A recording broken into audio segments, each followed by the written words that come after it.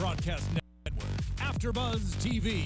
Over 20 million weekly downloads in over 150 countries, and your #1 source for after-show entertainment.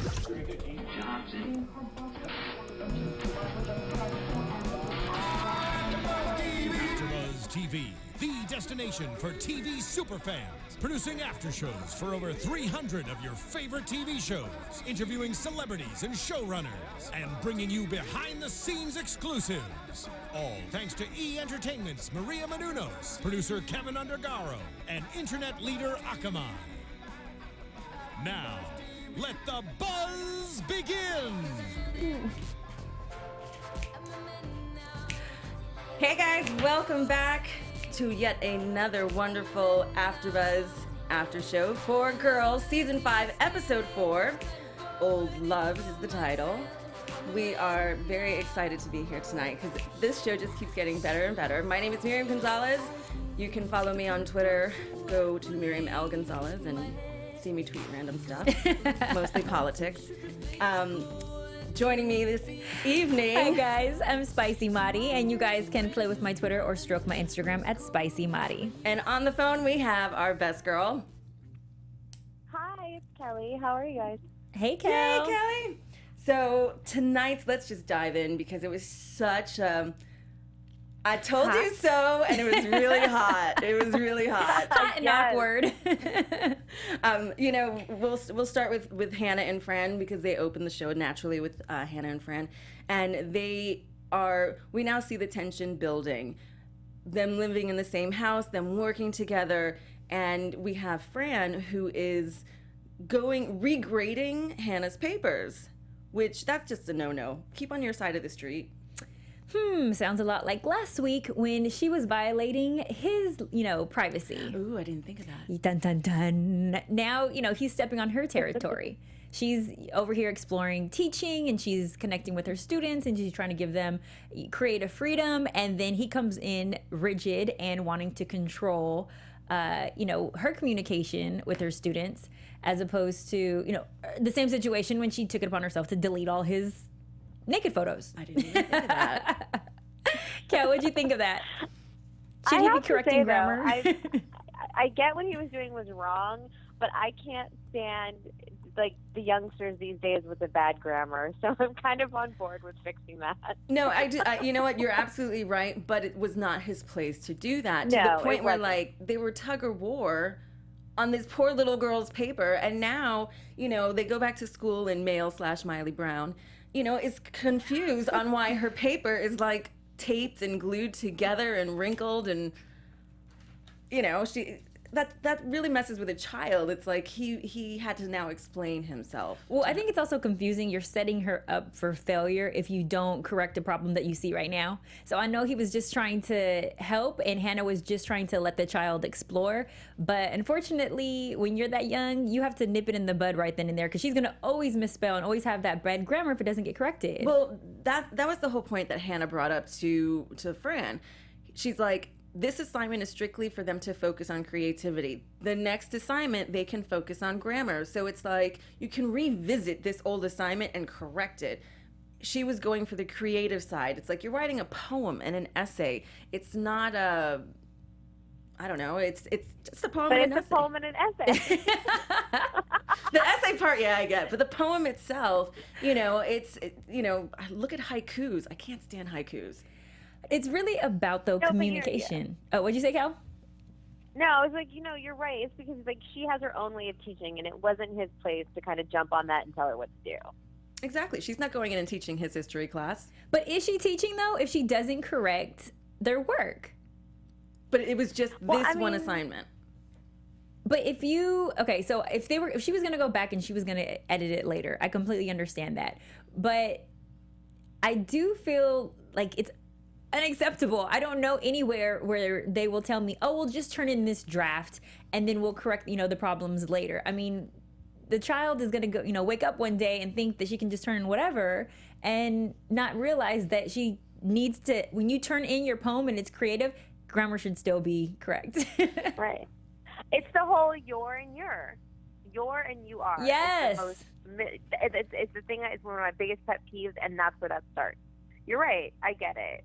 Yes. Okay, now. But I mean, maybe she was going to go back and correct it. I don't know. But And what about her interrupting his class? Oh yeah, that was. Oh, that's the way true. that she did. And well, Like, she's just an inappropriate teacher all the way around. Yes, she is. I mean, I mean, the fact that the little girl, Miley, has to sit there and watch their fight in school when she should be in her next class it really was inappropriate. And I like how he finally says to her, "You're being too much." And at this point, the chips are stacking up against her, as far as like the naked pictures, deleting them from the phone, to now the paper situation, and not so much him grading the paper, but now her making it such a big stink to the point where she says to Miley, "No, little missy, you're going to stay right here because you started this." Yeah. And it's like, no, why'd you bring a poor innocent child into the mix?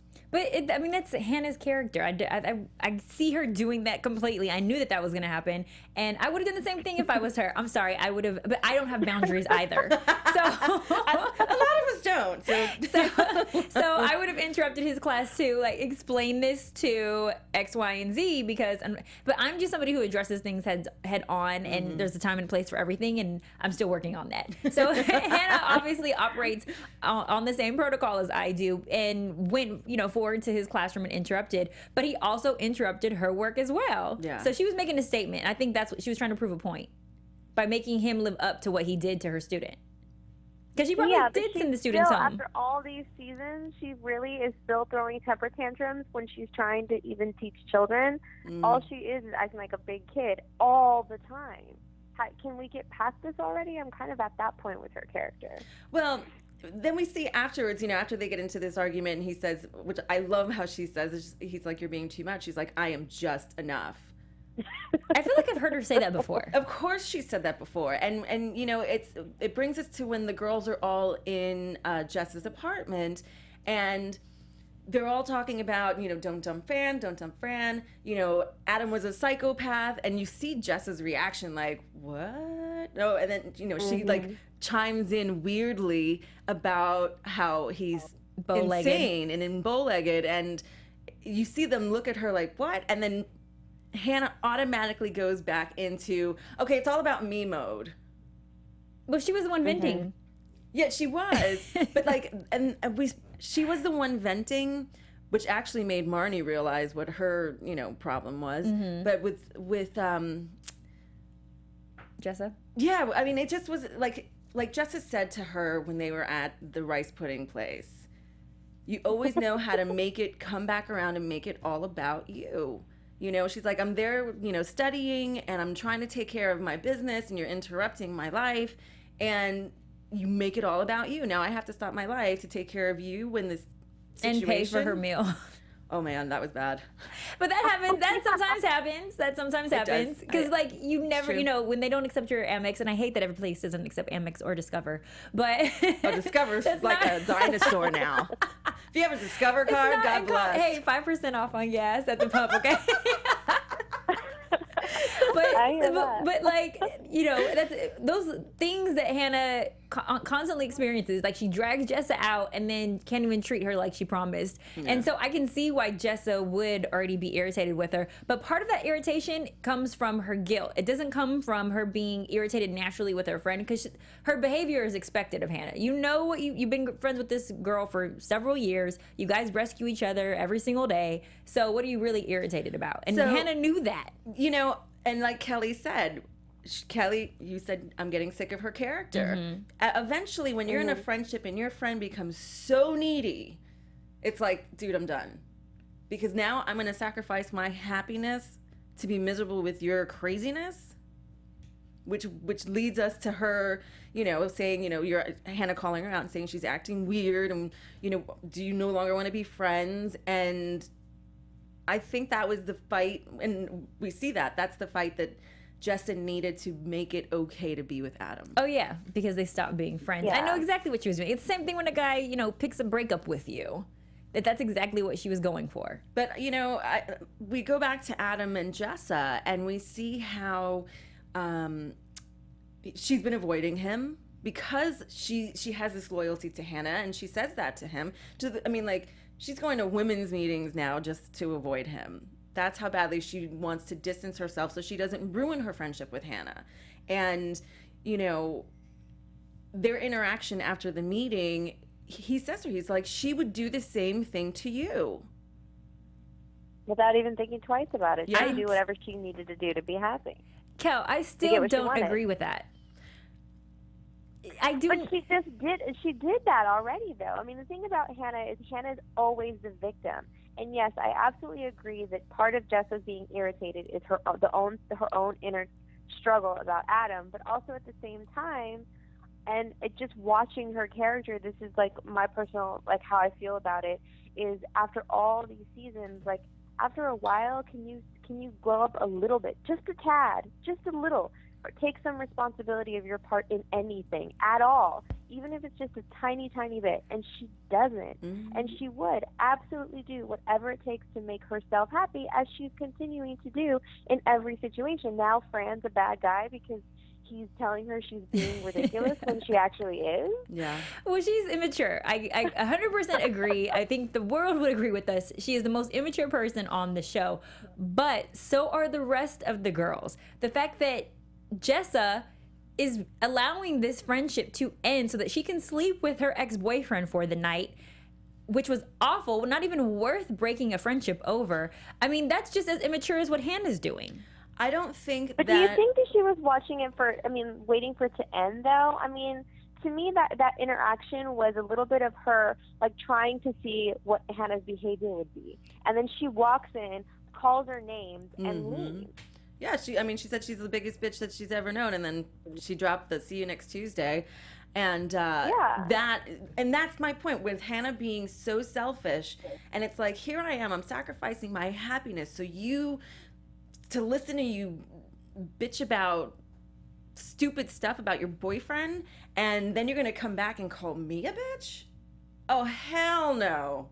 It's on. So then she's not really sacrificing, though. Well, but you know what? Because the sacrifice doesn't count if it's only for a week. Well, this is a sacrifice means you suffered. If she was suffering, that would be a sacrifice. But it is not suffering not to be able to sleep with Hannah's ex-boyfriend. I don't think their relationship is just about sex. Adam and Jessa? And we see that. We see that because Jessa has had random, one-night stands here and there, and the sex is hot. Because they're so into each other, and the expectation when you first are with someone is so high, that you're like, that was not what I thought it would be. Like you said earlier, you fantasize it to be something that so you think it's going to be this amazing, passionate sex. But when you're really into someone and there's insecurities and awkwardness, and you finally do come together, the first time could be bad sex. And it's going to be a test to see if they really like each other enough to keep it going to get the good sex. Because good sex is when you're like, well, I mean, when you're with a partner, though, if you really care about them, you'll take the time to teach them your body, to learn theirs, so that you guys can create this intimacy. I don't know if they're mature enough to do that. So now that they've had this awkward back sex, I mean, we'll get into predictions later. I'll let you know what I think is going to happen. Yeah, I mean, do you guys think, I mean, you're getting like way deep with that, which I think is fantastic, but do you think it could potentially be something as simple as maybe they just needed to get the sex out of the way and they're really actually just better BFFs than anything else? Ooh. That could very well be it as well. That was my point. That was my point on like the first episode, though, is that just because you have this chemistry with someone doesn't necessarily mean that you guys are good in a relationship together. Because there's a lot of people that I have a crush on, but doesn't mean that I would be a great girlfriend for them. So, and I think it's the same thing with Jessa and Adam. I think there's, a connection there because birds of a feather flock together. So, of course, a group of friends would all have similar interests and get along well. But doesn't mean that they all should be hooking up. Well, we will see how that turns out, and we will get into predictions for that. If you guys want, tell us what you think about Jessa and Adam's relationship. Go to iTunes, download the podcast. You can rate us, give us 5 stars. Do we still do that? Yeah, I think so. Give us thumbs up, whatever. Thumbs up, likes, hearts, claps, smiley faces, emojis, whatever you like. You can also go to YouTube and watch this podcast as well, and tell us what you think. We love hearing from you guys. Tweet at us as well. We'll give our Twitters out in just... I'm Miriam Gonzalez. And Spicy Mari, SPICY MARI. And Kellie.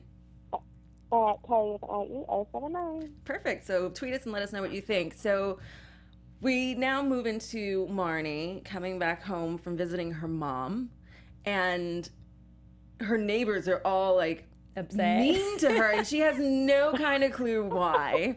Only to walk into her house and seeing her man building her, which I thought was sweet, a bedroom. Because they're living in a studio, and when you have two people living, I mean, I could not live with somebody in a one bedroom, nevertheless a studio. You know, like, you need that separation of privacy. I agree. When you're, like, doing things. I mean, their shower was in the kitchen, like, straight up. It's like, hi, honey, I'm making eggs. Great. Can you make mine scrambled? Like, they're very on top of each other. So I thought it was a sweet gesture on Desi's part to build a bedroom, build a wall, so to speak. So I understand what Jesse was doing. I understand what Desi was doing, but that's an expensive surprise to not get right. I really feel like she would have appreciated it all the same if he was like, you know what, hun, I'm going to build you a wall.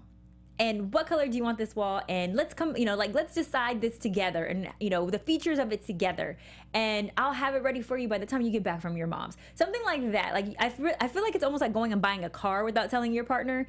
And it's not even the car that they wanted. So it's kind of like, I'm grateful, but not really, because it's not what I wanted. I just don't think that, I think when and they're married, I really don't think that you make big decisions for your family without communicating with each other. No, I agree. I mean, and his intention was there. She wanted more space. And I'm thinking her point of saying that is maybe we should move to a bigger place. Right, that was her point. And of course, he's like in dude mode. He's like, space, I'll build a wall. You know what I mean? And we see them, both get really frustrated over the situation, which I'm like, oh God, to have that tiny of a bedroom, where you could hit your head on the wall. It's like living in a closet. But he said own that apartment for him to even be able to do that? Exactly. Oh, I know, huh? But not even that. He said that she's gonna have to stop drinking her teas or coffees at Starbucks or something like that in order to be able to cover the price of the wall. I mean, his logic there was crazy. Sometimes it that makes wasn't sense. a gift. Oh, so I have to sacrifice something so that we can have a wall. What about your sacrifice? Well, he now can be. Is it just me, or did Marnie marry Hannah? Yes. But that is really what, like, you really wind up marrying, I'm serious, a lot of people wind up marrying their best friends. Like, I kid you not, their girlfriend, their, like, the personality will match the dude that they wind up being with. Watch. Oh, that scares me. I mean, they're Just crazy in real life, ways. that scares me.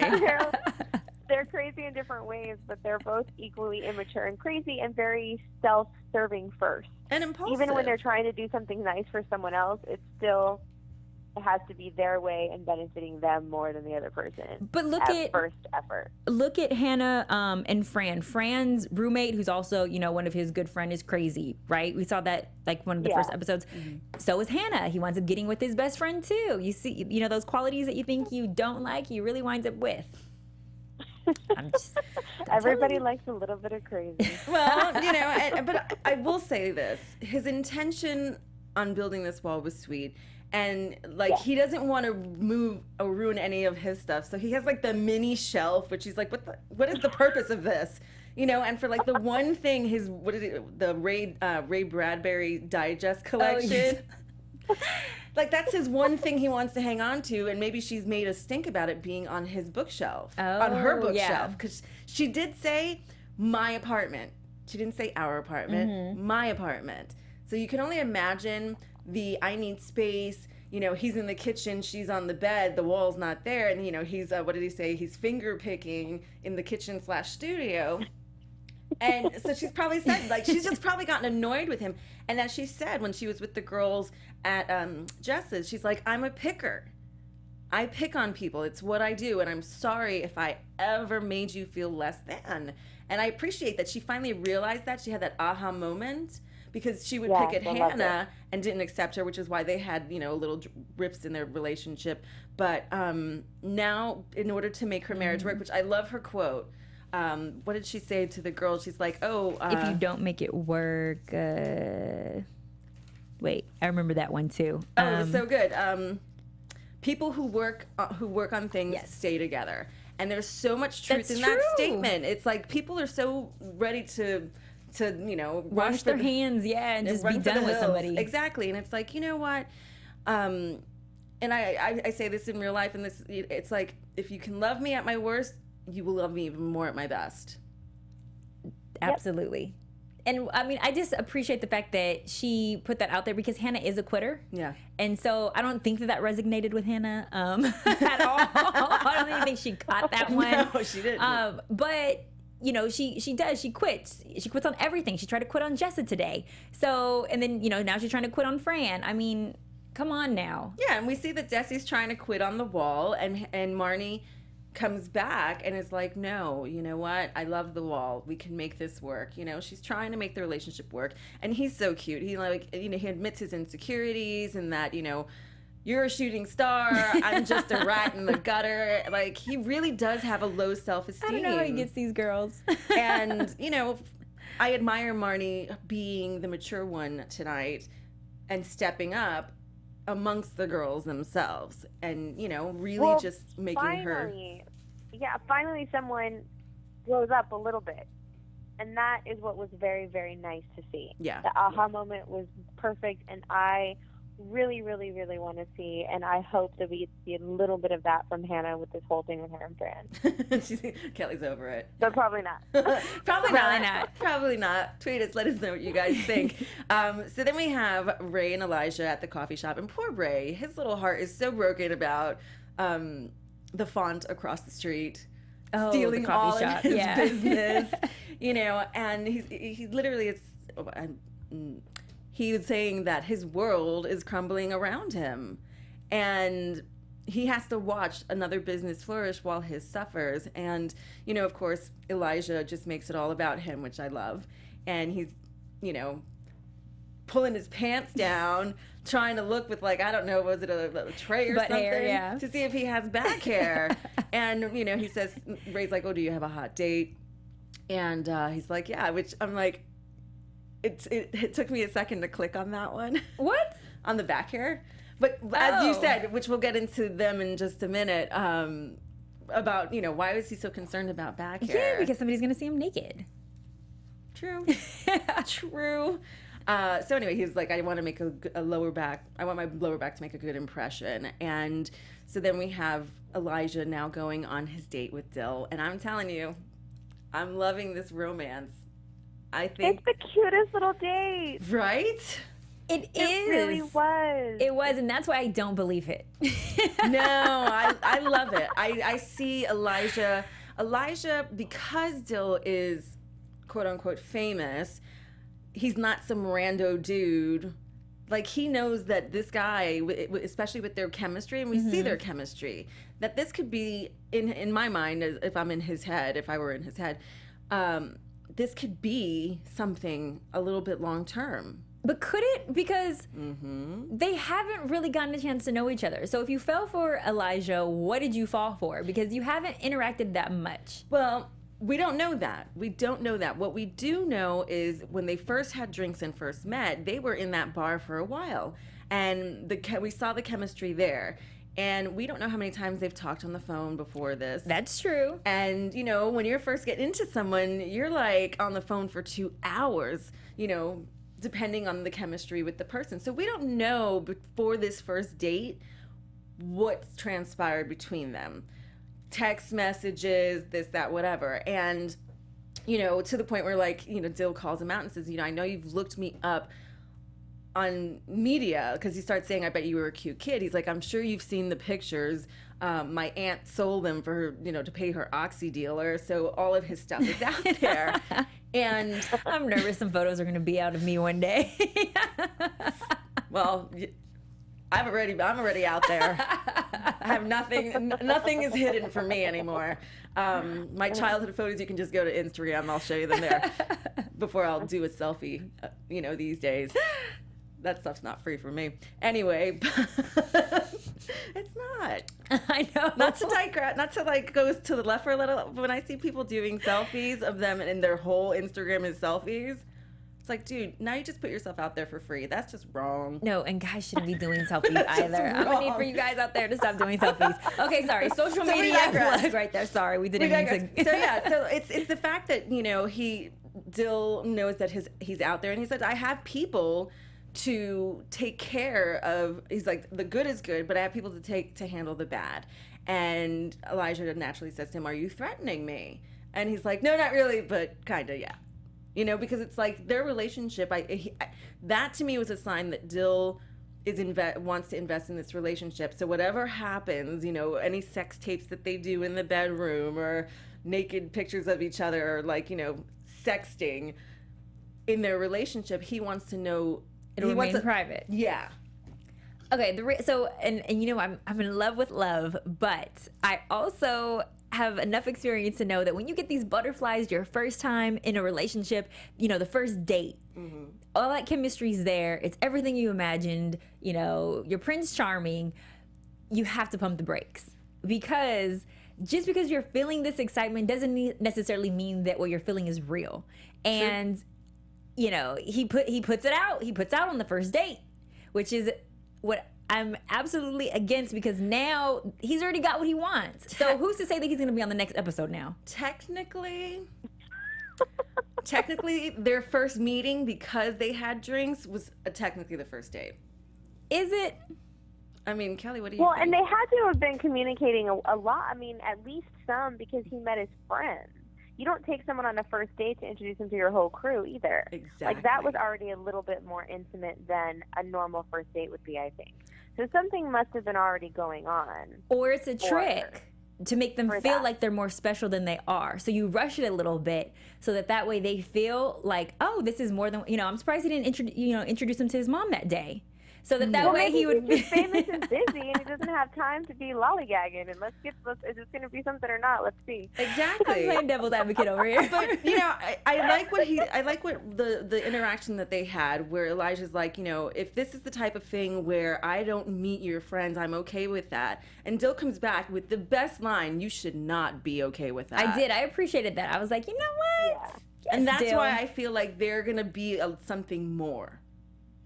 That's why I feel that. He is a grown-up man. He knows what he wants. He's confident within himself. At least on the outside, it doesn't seem like he has too much to hide. He's being open and honest. And I think if the relationship is going to be something other than what we see right now, I feel like he's the type of person that's going to say so out loud. I just don't see any kind of shadiness. I mean, sometimes good things can happen, right? Yeah. Absolutely. With time.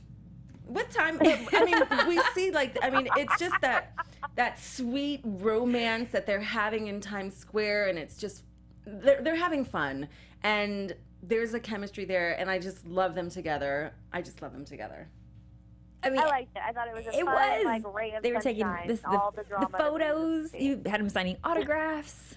And it was sweet. It was sweet because if you don't want somebody to be a part of that part of your life, you don't even bring them into that environment, But I also think that Elijah's caught up in the who he is.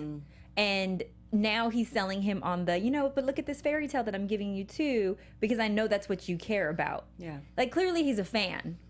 So let me give you what a fan loves to get you in the bed. I'm just saying. But what if we don't see him next episode? Watch. We did Elijah see them. I'm over it. Pet peeves will start to come out. Instead of talking and holding hands, they'll just be on each other on phones next to one another. No, but I like it, not to digress, but they do have that chemistry, and we do see them, which I was like, whoa, hello, nakedness. Maddie said to you're me, talking about the position. Yeah. Well, it was hot, actually. It was weird sex. I was like, oh my God, they do a missionary just like we do. I didn't know that. I was being educated. I imagined that it was going to be doggy style. But I guess that's not the only position that they have. Which is they have multiple, I'm sure, because you got to get spice things up a little bit. But I just hadn't seen it from that position, so I was like, ooh, from the side. They probably can. I mean, oh yeah, the side. The side. All twisted. My hand has to go up behind my pillow. Oh my God. But what made it weird to me was the instructional part. And that's when you know when you're comfortable with someone. When you start telling them what to do in the bedroom. Exactly. Faster, harder, harder. Shut up. Stop talking. Shut up, stop. But Kelly, did it not look like he didn't like that though? I don't think Elijah was into it. I think Elijah was confused, like, okay. Yeah, but when... I think he was totally confused because I don't think he's used to it. But I think after, maybe the next time he'll be ready for it. It might be a little different. But that was pretty funny. He was confused for sure.